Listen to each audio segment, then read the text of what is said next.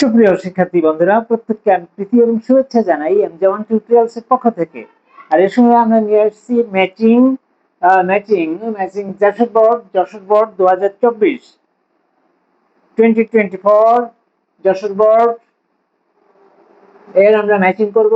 এ column, B column, C column তিনটা থেকে তিনটা অংশ নিয়ে আমরা একটা সেন্টেন্স তৈরি করব। খুব মজাদার হবে, সঙ্গে থাকো এবং চ্যানেলটি সাবস্ক্রাইব করে মনোযোগ সহকারে সঙ্গে থাকো। আমরা এক নম্বরে কি দেখছি? Price hike has added. নিলাম আমরা এটা, price hike has added. Added মানে কি? অ্যাড মানে যোগ করা, অ্যাড মানে হচ্ছে যোগ করা। তাহলে অ্যাডেড কি যোগ করছে? তাহলে আমরা উত্তর খুঁজবো কি যোগ করছে। Added short supply of commodities? No. Leads to? No. For the fixed income group of people? No. A new dimension? Yes. By the hike in price. তাহলে এক নম্বরের সাথে হচ্ছে আমাদের এইটা, একটা নতুন মাত্রা যোগ করছে। তাহলে price hike has added a new dimension. তাহলে একটা কিছু যোগ করতে হলে যা যোগ করবে তার নিশ্চয়ই নাউন হতে হবে। তাহলে এই নিউ, এগুলো আমাদের বুঝতে হবে, কি যোগ করলো, কেন করলো, কিভাবে করব, সমস্ত কিছু আর কি দেখতে হবে। তাইলে আমাদের সেন্টেন্সটা ভুল হতে পারবে না, তখন কারেক্ট হওয়ার সম্ভাবনা বেশি। তাহলে হ্যাজ অ্যাডেড যোগ করেছে কি? A new dimension. A new dimension একটা নতুন মাত্রা, কিসের সঙ্গে?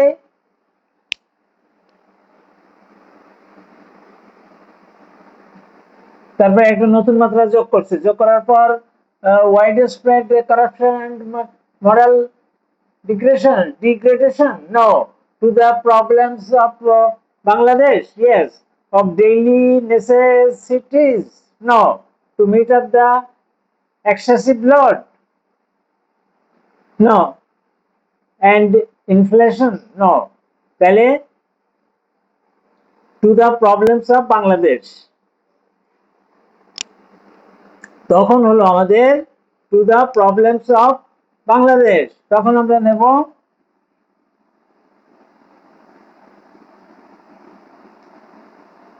বাংলাদেশের সমস্যার সাথে আরেকটা নতুন মাত্রা যোগ করছে।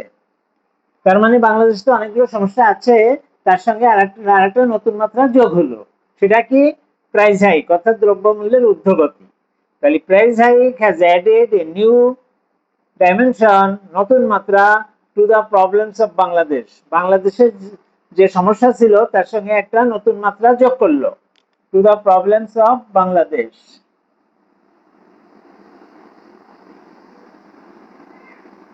তাহলে এইভাবে আমরা এই সেন্টেন্সটা কমপ্লিট করলাম। কিভাবে? প্রাইস হাইক হ্যাজ অ্যাডেড যোগ করছে, কি যোগ করছে?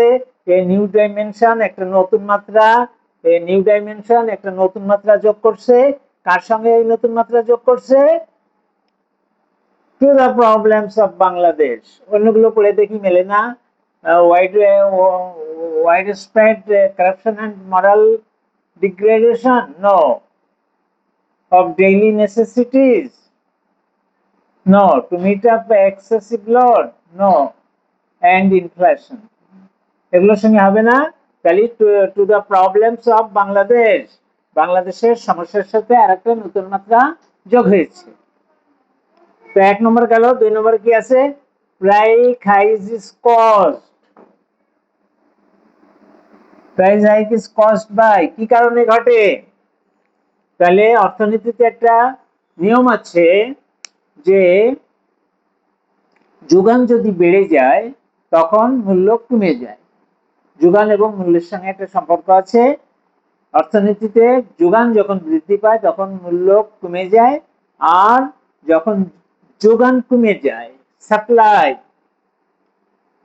এই যে supply, short supply of commodities, দ্রব্যাদির শর্ট সাপ্লাই মানে ছোট সাপ্লাই, মানে সাপ্লাইটা কম, তখন দ্রব্যের মূল্য অধিক।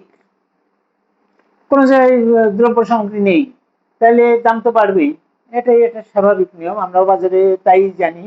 দোকানদার বলে যে ভাই কি করব, চিনি পাওয়া যাচ্ছে না, চিনি একদম একদম বাজারেই নেই, তার মানে সাপ্লাই কম, সরবরাহ কম, তখন দাম বেড়ে যাবে।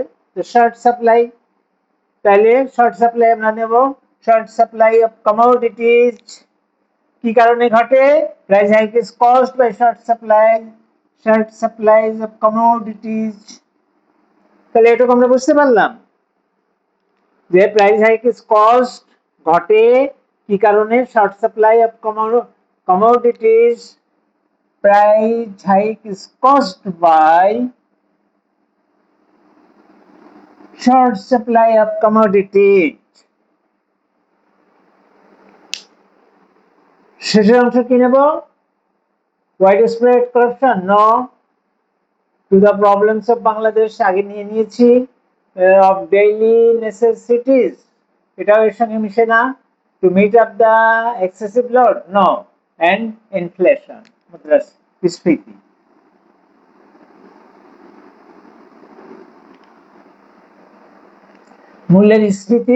মূল্যের স্ফীতি আর যদি শর্ট সাপ্লাই থাকে, এই দুটো মিলে দ্রব্যমূল্যের দাম বেড়ে যায়।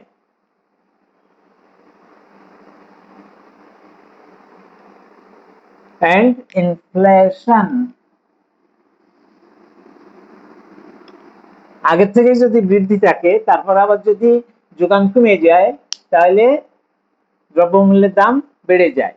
তাহলে price hike is caused by short supply of commodities and inflation. দুইটা গেল। প্রাইস হাইক ইজ কজড, দ্রব্যমূল্যের ঊর্ধ্বগতি ঘটে কি কারণে? সাপ্লাই যদি কম থাকে আর আগে থেকে যদি দাম বাড়া থাকে, ইনফ্লেশন, স্ফীতি বা বৃদ্ধি, মূল্যের বৃদ্ধি। এখানে মূল্যের যদি বৃদ্ধি থাকে সেই সঙ্গে যদি সাপ্লাই যদি কমে যায়, দুটো মিলে দ্রব্যমূল্যের দাম আরো বেড়ে যায়। তাহলে price hike is caused by short supply of commodities and inflation. 3 নম্বর আমরা দেখি। 3 নম্বরে আছে the vast majority are hard hit, এইটাই সবচেয়ে কষ্ট লাগে। the vast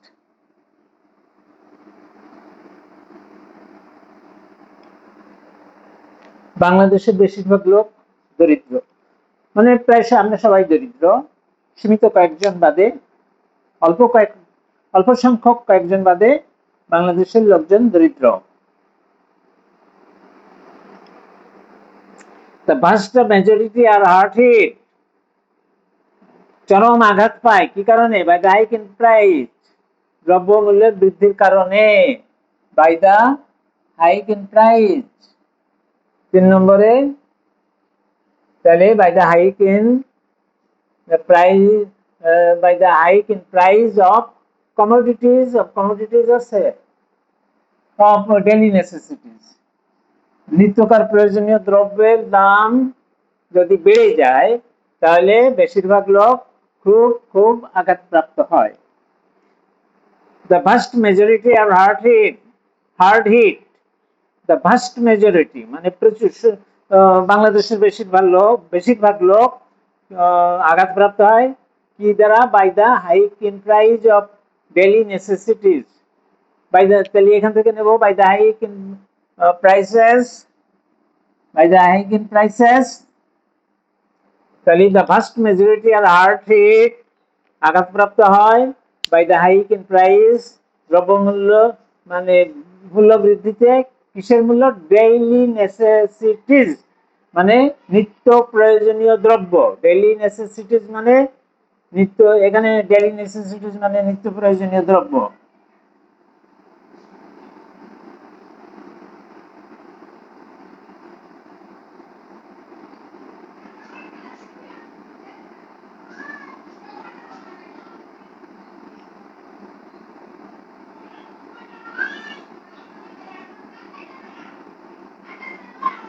daily necessities of daily necessities, নিত্য প্রয়োজনীয় দ্রব্যের দাম যদি বাড়ে, নিত্য দ্রব্যের দাম বাড়ার ফলে by the hike in price of daily necessities,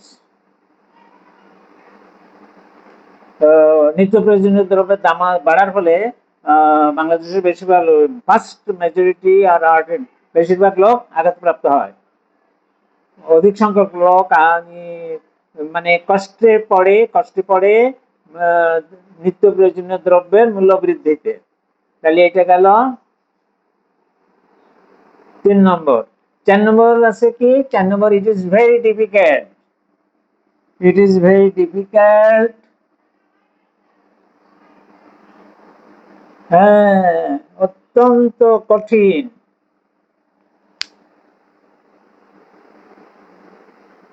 কাদের জন্য?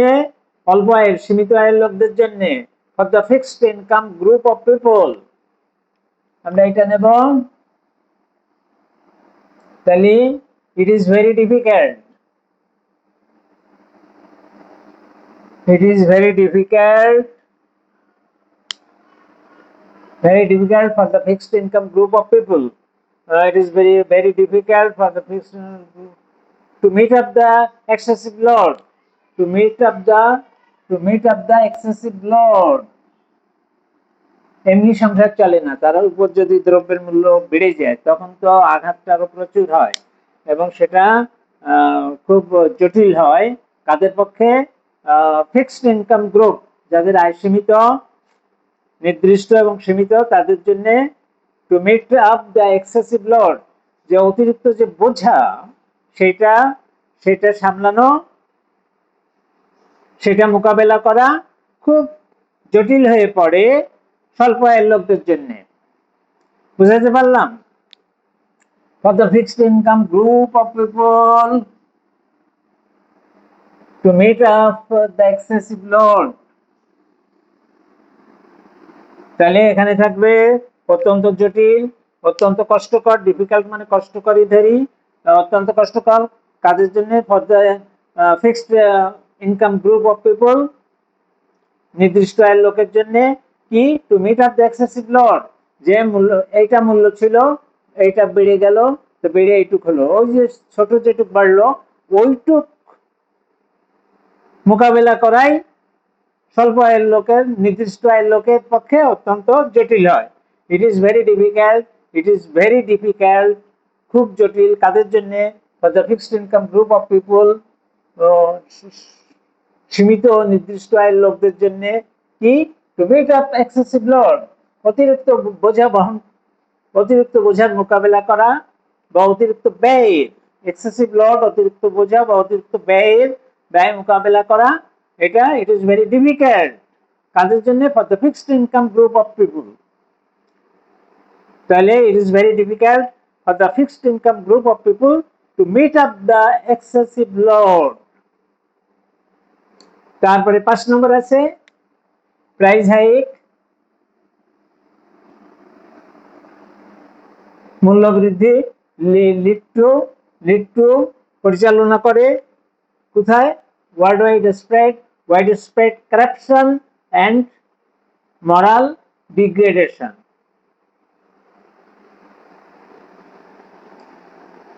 তা ভালোর সুফল ভালো আর মন্দের কুফল মন্দ। প্রাইস হাইক নিঃসন্দেহে একটা মন্দ কাজ। দ্রব্যমূল্য বৃদ্ধি পাওয়া, রাতারাতি আপ ডাউন করা, এটা তো এত সহজ না, তার কারণ সবকিছুই একভাবে চলে, উৎপাদন প্রক্রিয়া একভাবে চলে, কিন্তু যদি প্রতিনিয়তই দাম বাড়তেই থাকে তাহলে সেটা তো মানে অনৈতিক। যে অনৈতিক যে কাজটা সেটাই হচ্ছে মূল্য বৃদ্ধি। এমনি নৈতিকভাবে কাজ করলে মূল্য এত তাড়াতাড়ি এত বাড়ে না। তাহলে এই যে মন্দ কাজটা, প্রাইস হাইক পরিচালনা করে, লিডস টু কোথায় পরিচালনা করে? ওয়াইড স্প্রেড, বিশ্বজোড়া করাপশন, দুর্নীতি, এন্ড মরাল ডিগ্রেডেশন, নৈতিক অধঃপতন।